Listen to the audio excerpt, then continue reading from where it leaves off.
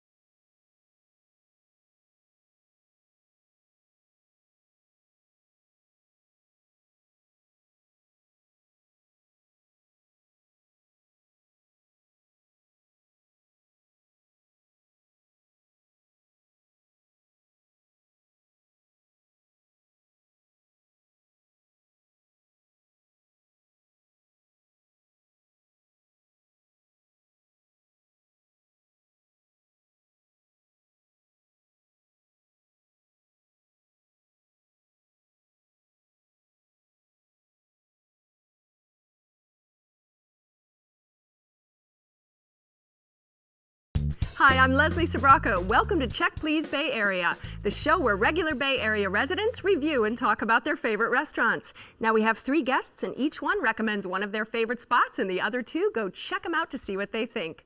This week, on another special show, we're going to celebrate the food of 3 of the mom and pop places we've visited over the years. They're all still going strong. First, let's visit the Grubstake. It's a place for serious night owls and early birds, and I've been there at both times. It's where Stu Smith finds all of the homey Portuguese food he craves, along with classic diner dishes. Owner Fernando Santos met and married his wife here, and now they work together every day. On Pine Street in San Francisco at the Grubstake.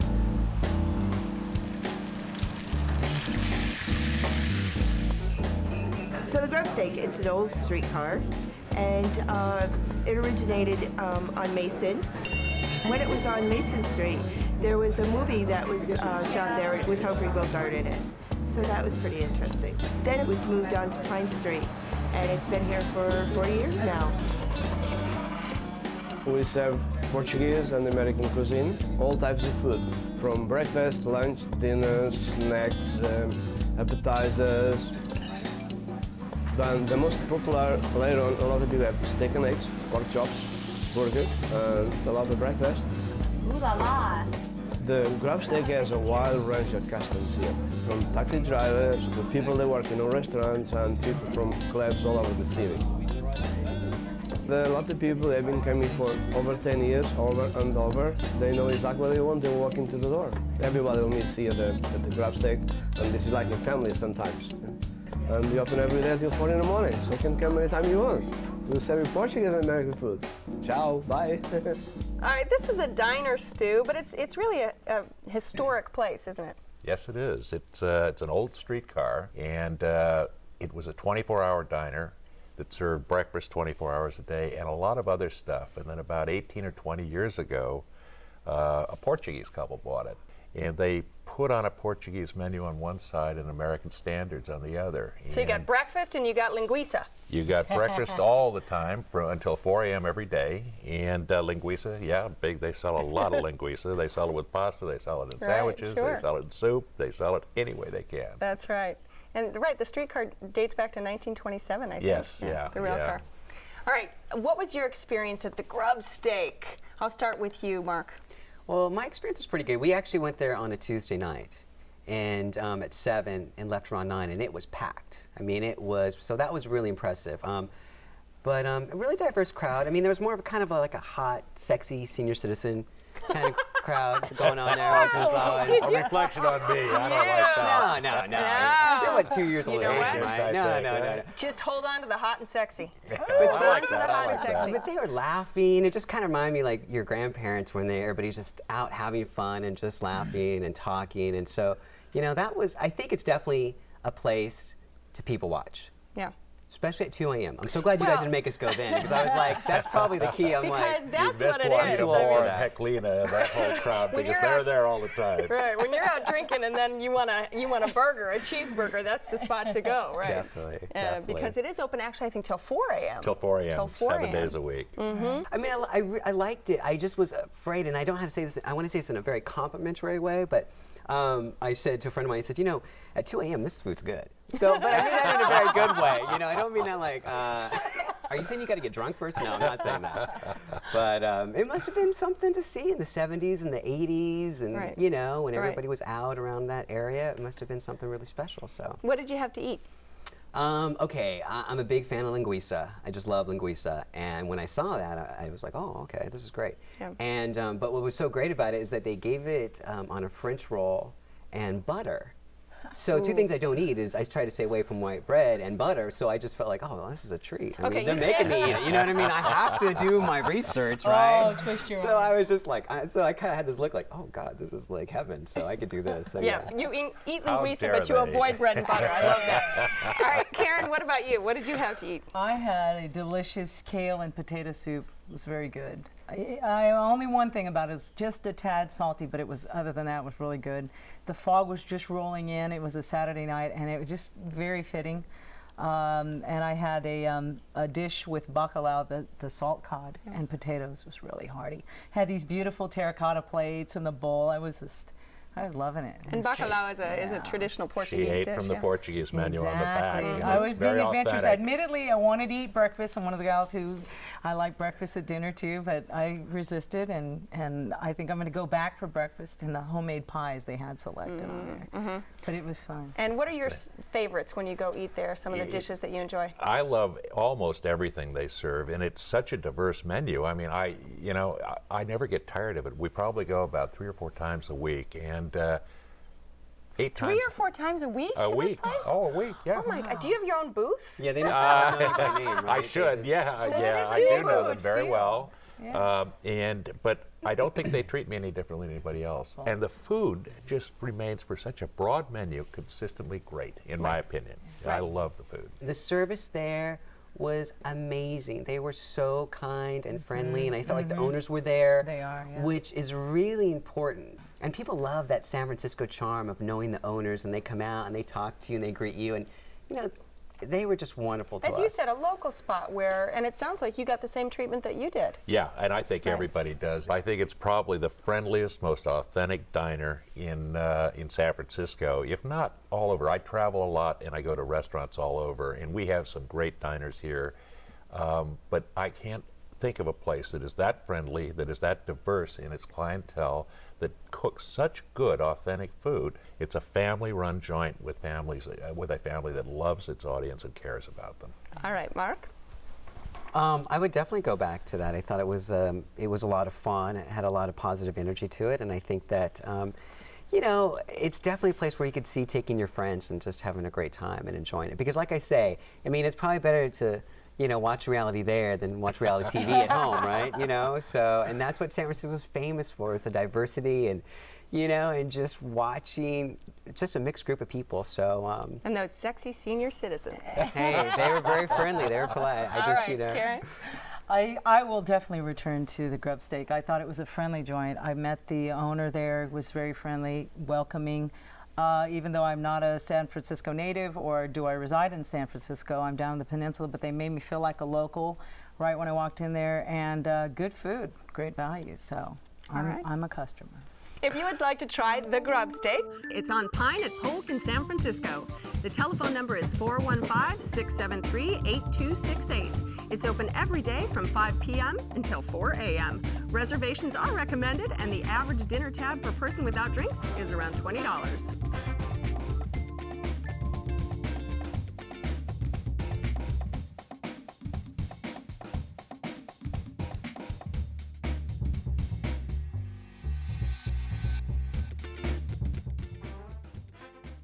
Next, Denise Coleman visits the Turk and Larkin Deli regularly. Owners Mike and Jean rise early, very early, to make everything fresh. And now their daughters help out.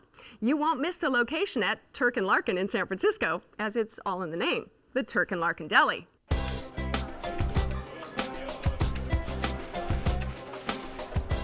My name is Mike Apurama.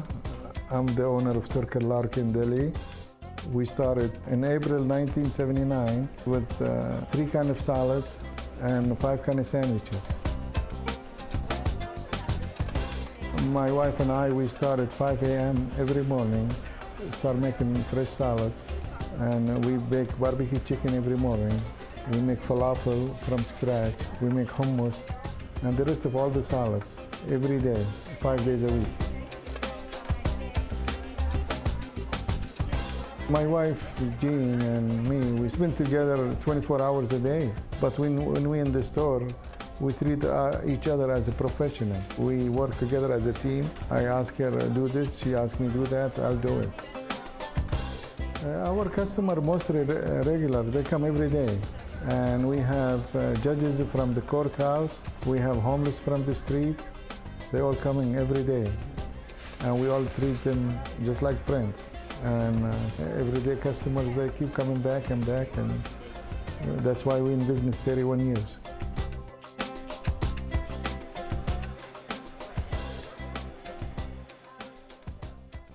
Now, Denise, the owners, Mike and Jean, have had this place, the Turk and Larkin Deli, for 30 years. 30 years. I mean, this is an institution in that neighborhood, isn't it?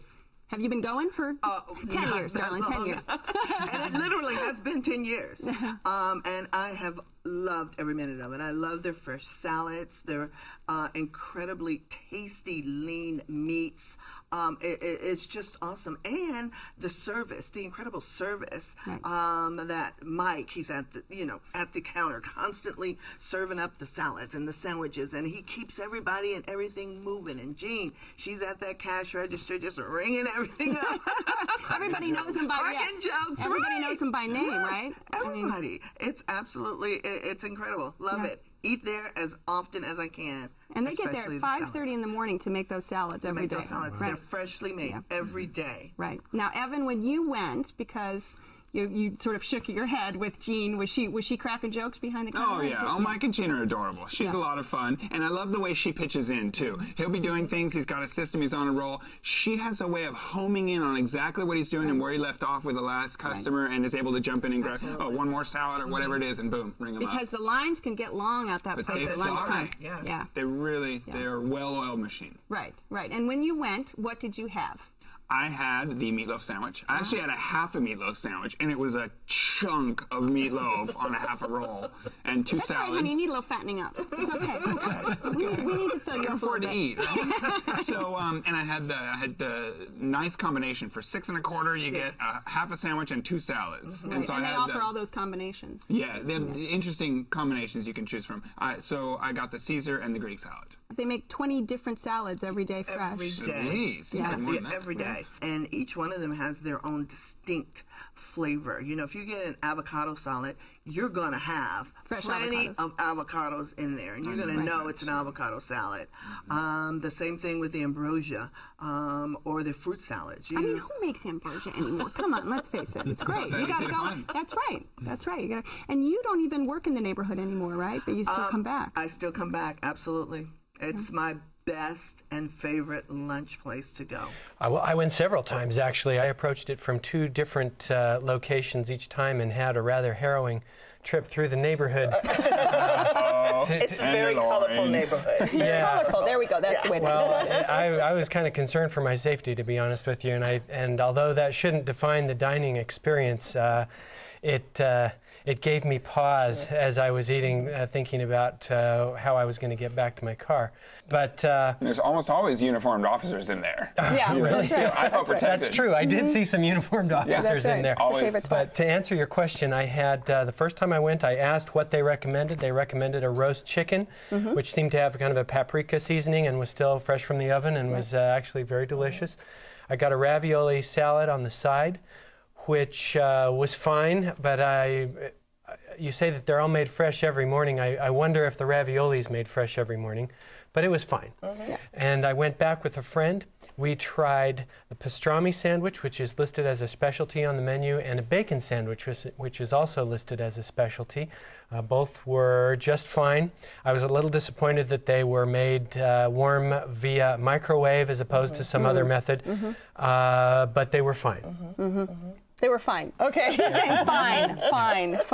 Speaking of the microwave too, I was a little disappointed that they don't grill any sandwiches. But I understand it's a deli, they're moving people along. But it would have been nice to have like a Reuben or a hop, as opposed to hoppestorm like a grilled. But when you think about the decor, I mean, these guys have been there 30 years, and the decor is still sort of a throwback to the 70s. Absolutely. And they still use the board that you stick little letters in. So it definitely has that retro feel to it. And pricing. I mean, you're not spending more than $10, right? Very reasonable. Did you guys sit and have lunch? Yes. Because There's no tables for 4. The tables are small. Right. I brought 3 friends with me, and we had to pull a chair over from another table. Fortunately, it was not very crowded. This was peak period. It was a long line, but not many people sit and eat. Right. So there were plenty of tables available. We pulled a chair. Now we crammed into a table that was so small. We definitely all needed to ditch our red plastic trays and just have our plates. But it worked okay for 4 of us at the table. I gotta say, I hate to say anything negative really, but I do have to say I was disappointed that they used regular old ripe olives and not Kalamata or some type of Greek olive in their Greek salad. That was for sure a disappointment for me. All right, Denise, Turk and Larkin Deli is your spot, so wrap it up for us. absolutely my favorite lunch spot ever. It's inexpensive, the meals are fresh, and it's very filling. All right, and David, your thoughts? I agree. It's very filling and a good value, but it's a very scary neighborhood, so just be aware of that in advance. All right, Evan, would you go back? I would go back. Mike and Jean are adorable. This is their lifeblood. It's like a member of their family, and I admire that.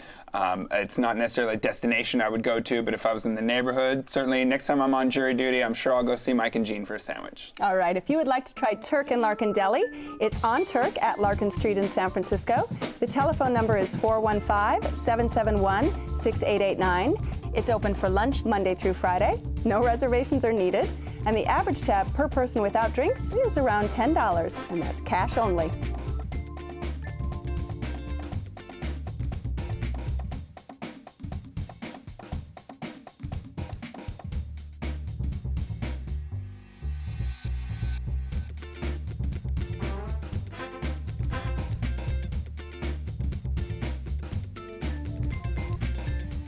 And lastly, Jeff Kramer explored Fisherman's Wharf to find Argentinian food served up from a stationary truck called Tanguito. The husband and wife team of Stephen and Bettina work hard to make their dream of sharing the tastes and flavors of Argentina come true. On Jones Street, don't miss Tanguito, Argentinian Grill and Empanadas.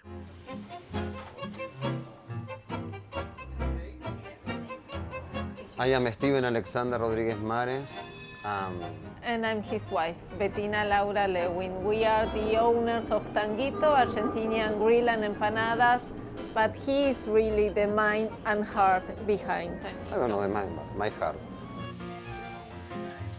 We love to cook, we love to meet new people, we like to make some friends, and we love the reaction from the people who has our food for the first time, or even the second time, or even after the third time. They are like, wow, I can't believe that burger or that steak. I always work on the grills in Argentina. If you are on the freeway from Buenos Aires, you smell, no, the grill. And that is what I like it. And here, where everybody sells seafood, we sell steak. We sell empanadas, and the best empanadas in the Bay Area. We love it.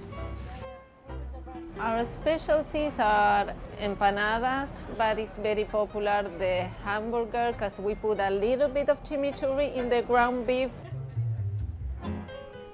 We've been here for the past 3 years now. 3 years. Working in the day here, in the night driving a taxi, just to make impossible this, no?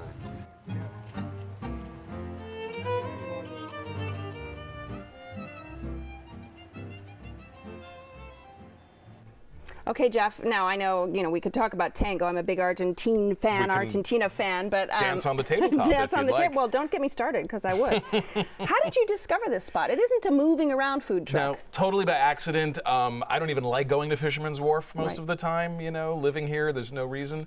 But I was actually on a job working at one of the hotels near there. Right. And I was on my way to In-N-Out Burger to get some lunch, and I passed by.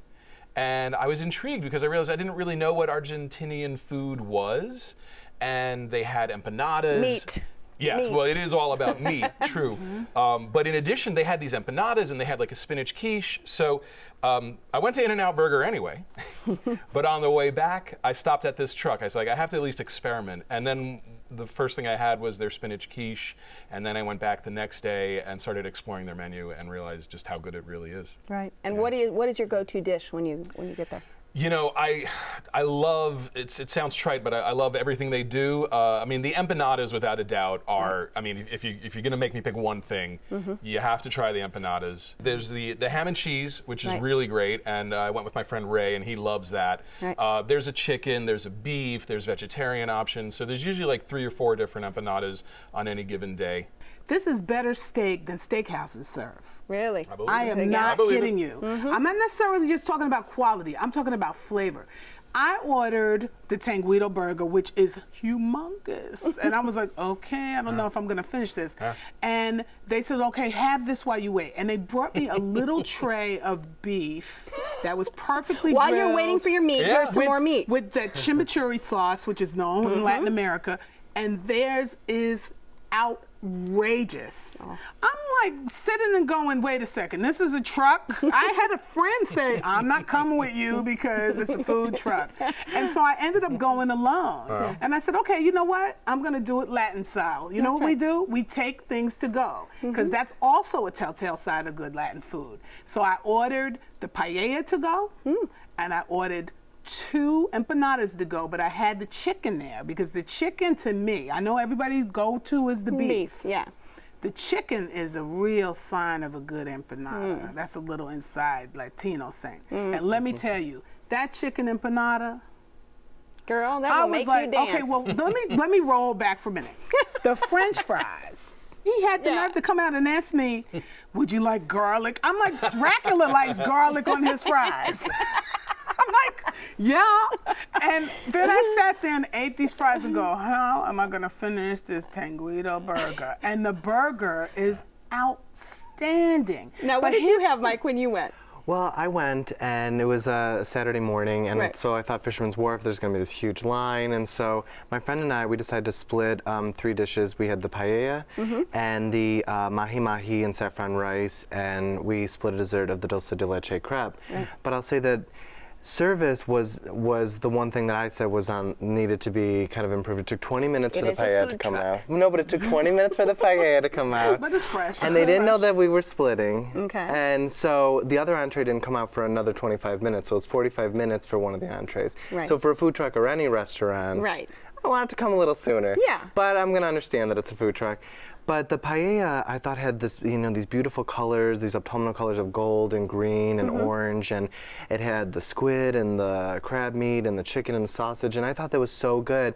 And then when the mahi-mahi came out with the saffron rice was used in the paella, but this time it was bitter and it was over-seasoned, and it was over-salty, and the actual mahi-mahi was overcooked and dried out at that point. That's because they waited 45 minutes. They forgot about you. Yeah, they forgot about it maybe, but they redeemed themselves with that dulce de leche crepe because the friend that came with me was a pastry chef, an executive pastry chef in Berkeley, and he loved it. He loved the batter.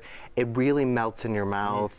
This sounds like something that you would like. Well, it has that Latin caramel there were flavor. other people that's there, so good. and I asked them because I went alone. So I had to ask other people, how do you like your food? How do you like your food? And then it was like, like you couldn't hear them because they were so busy enjoying their food. There were some people having some food orgasms next to me when I thought, I can't even have more than that. Like, the people were so excited to eat this food that I was so excited that maybe I was a little skewed by the time I got the mahi-mahi because it definitely wasn't what they were eating. The was over. Yeah. They also do something called a choripan sandwich, which is a sausage kind of split in half and just on bread with the chimichurri. I mean, the chimichurri sauce is some kind of like magical ingredient. It just makes everything it's on taste better, whether it's chicken, fish, beef, rice, or bread. It's like a Latin American sausage and pepper sandwich. It's like great. The Italians have the sausage choripan and is pepper. like that, exactly. The Argentinians have the sausage and pepper. They have the choripan, it's called? Choripan, yeah. It's incredible, and food. There's quite a number of dishes where I just bite into it and it's like, whoa. There's no denying that it's the food's great, the price is dirt cheap for San Francisco. Yeah, it's a little slow. I mean, it's slow. It's not even a little slow. But you are at It's Fisherman's slow. I Wharf, so agree. I mean, come on, you can walk around. You can have a look. Well, bang for your buck to me, if I don't have to get on a plane to go to South America, yeah, because that's how good the food is. And if you get Latin men bringing you free stuff, There you go. That's okay. I would say go and Maybe they had a crush on her. I didn't get any little free things beforehand. I don't know. All right, Jeff, this is your spot. Give us a quick summary. Sure. So the food is made with love. You can tell that from the chefs. The prices can't be beat, and just when you're there, be patient. Okay, and Mike? It's good bang for your buck. It's definitely good Argentinian food, and definitely try their dulce de leche crepe because you will not go wrong. Okay, and Carol? I'm just going back. That's all I'm saying. I'll be back probably tomorrow. Good to hear. If you would like to try Tanguito, Argentinian Grill and Empanadas, it's on Jones at Beach in San Francisco. The telephone number is 415-577-4223. It's open for lunch and dinner till 7 p.m. every day except Monday. Reservations are not accepted, and the average meal price per person without drinks is around $14. Cash only, by the way. Remembering these spots make me hungry, but that's okay. It's so good to know we can go visit again and again and again. Jeff Kramer and the spicy South American flavors at Tanguito Argentinian Grill and Empanadas, Stu Smith and the eclectic dishes from the historic San Francisco spot, the Grubstake, and finally Denise Coleman and the delectable delicatessen of Turk and Larkin Deli. We really want to hear your thoughts about today's show and your experiences at any of the restaurants we've been talking about. So go to our website at kqed.org/checkplease, where you'll find a lot more information and details on all the restaurants featured. You can watch a segment or download a whole show. You can also read my notes on the wines we're drinking today. And don't forget, you can stay in touch with us via Facebook and Twitter.